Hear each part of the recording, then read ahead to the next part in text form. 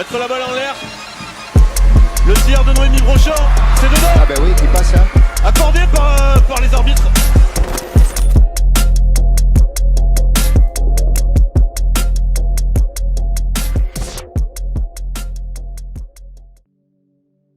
Je pense qu'il y a pas mal de fatigue qui s'est accumulée au fur et à mesure, que ce soit physique ou mentale. On a enchaîné. Alors au début de saison, on a fait beaucoup de matchs à domicile, donc c'était bien parce qu'on était à Mitterrand, on était dans notre petite zone de confort. Mais c'est vrai qu'après, on a enchaîné pas mal de matchs à l'extérieur et ouais, on a engendré pas mal de fatigue.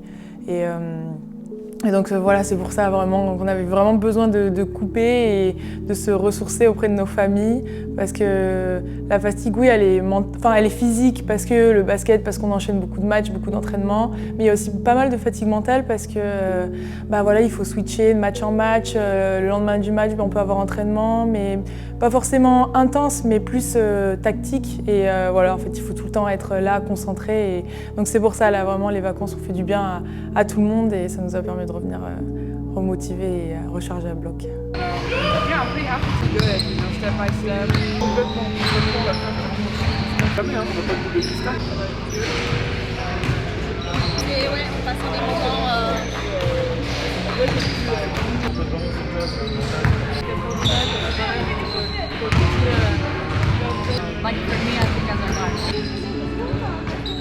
Moi, je suis pas du genre trop stressée, donc je pense que notre travail est hyper sérieux depuis le début de la saison.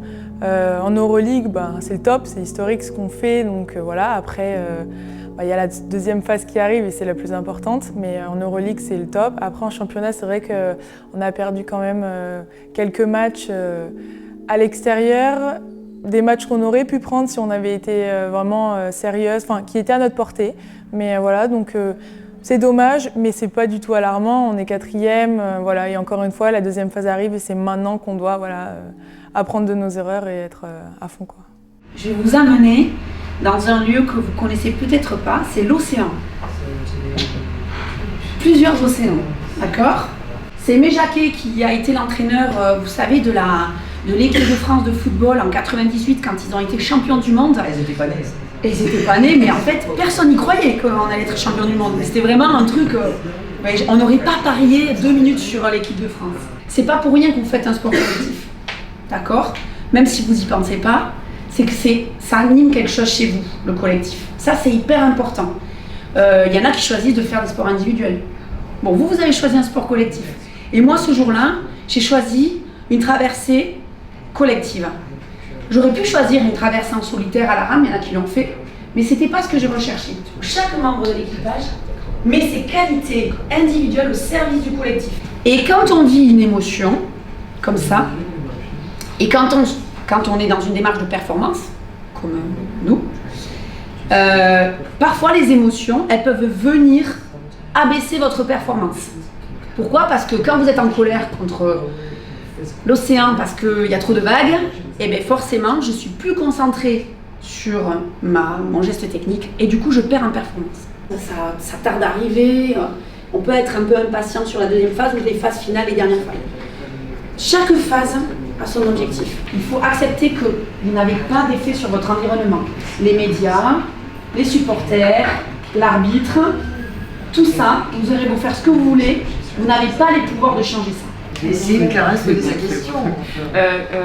Tu parlais du fait que tu avais l'impression que tu t'investissais plus dans ton rêve par rapport aux autres. Et je me disais, est-ce que le fait, c'est pas la course contre la montre, mais par rapport à ce que tu vivais avec le cancer, tu avais perdu du coup les 6 personnes qui étaient autour de toi, donc tu disais, si je le fais pas maintenant, je le ferai jamais.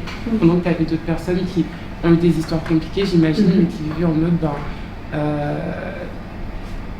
à l'inverse, je dirais, qui prenaient peut-être ces choses plus pour acquis par rapport à toi au final.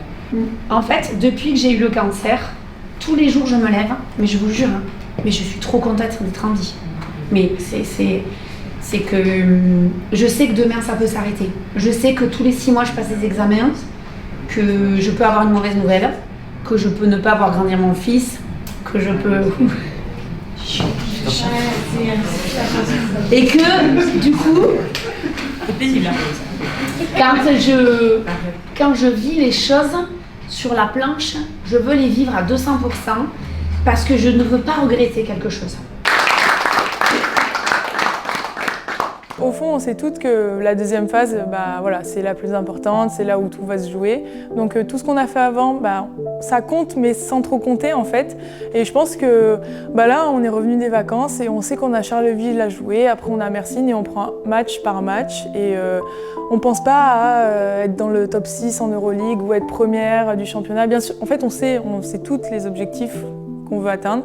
Mais voilà, on fait match par match, on se concentre jour par jour et je pense que c'est le mieux à faire.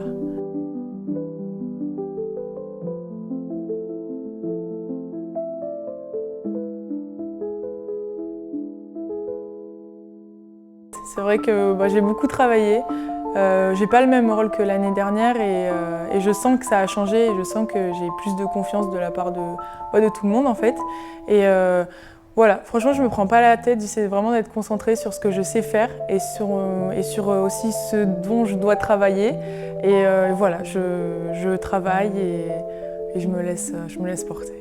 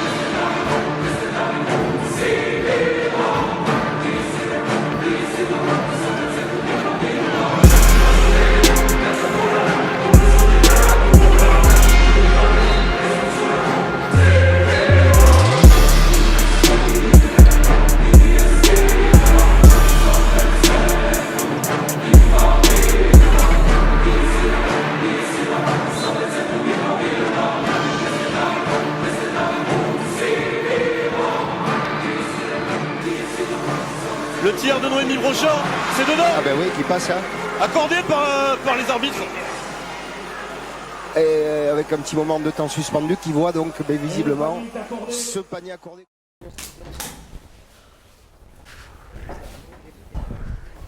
Okay, we don't losing because they make the last basket. Huh? We losing because we let them play after moment what they want to do, and we don't respect what we ask you to do. Remember, we have a goal and you have all mission inside. You have to make it. And after, what you will count, say how you react when it's hard. Did you give up or did you not give up? And I say when you not give up, it's not being more crazy. Do what you have to do. We'll make video and you will see what we're talking about, because sometimes I think you don't realize the mistake we're talking. It's hard, it's painful. We decide what we want. Did we go or no? is our choice. We are not a victim. We are not a victim. We decide to do stuff.